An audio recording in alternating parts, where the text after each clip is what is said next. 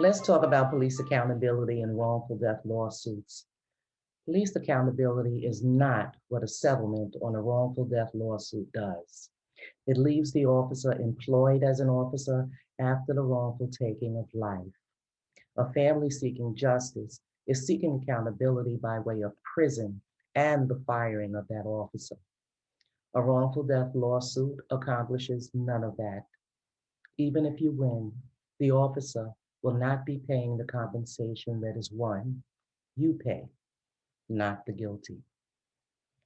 The George Floyd family has just settled their wrongful death lawsuit for $27 million. dollars.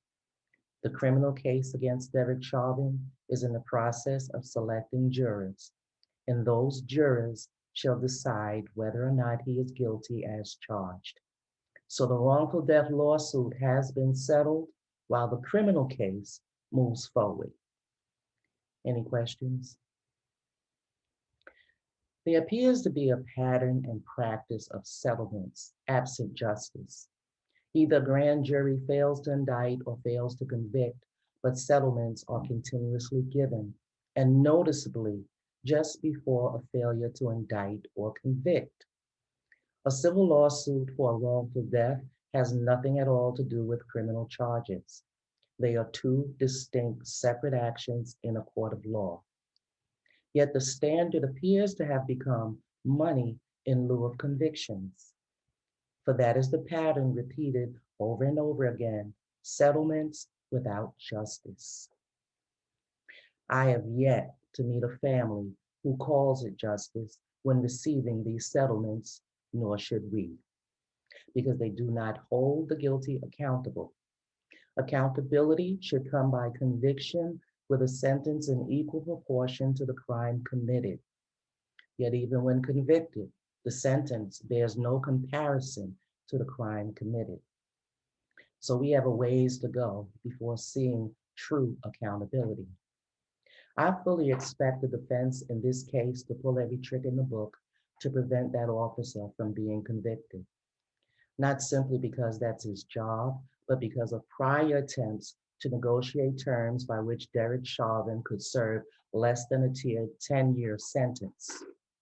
3 days after the murder, he had agreed to plead guilty, but wanted guarantees from the Department of Justice that he wouldn't be federally prosecuted as well.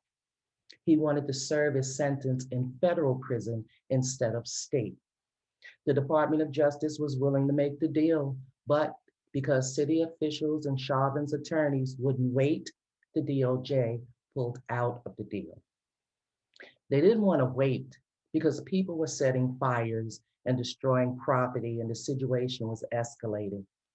They wanted to hold a full press conference and announce that the officer was being charged to quell the rioting and bring some order. They didn't want to wait as advised by the DOJ because the city was being torn apart. Waiting had been requested because not enough time had elapsed to conclude a full investigation, and they feared that the people would see through the bull. So when they continued to insist, the DOJ pulled out of the deal. And everything that I've just stated is public information reported by the Washington Post. So if I tell you, as I've been telling you all these years, that games are being played and that there's nothing about an officer's guilt who has murdered an unarmed individual that is not already known to them, please believe it. The only ones who need convincing is you. They know what it is straight from the jump. And that may be a hard pill for many to swallow, but you have to conclude that they're either stupid, unable to get factual information, and blind to what they see on video. They never needed the video. You did. And now that you got it, they tell you it wasn't a chokehold you saw, as in the Eric Garner case. In this case, they're going to tell you it wasn't a knee in the neck that killed him. It was the drugs in his system and his poor ailing health.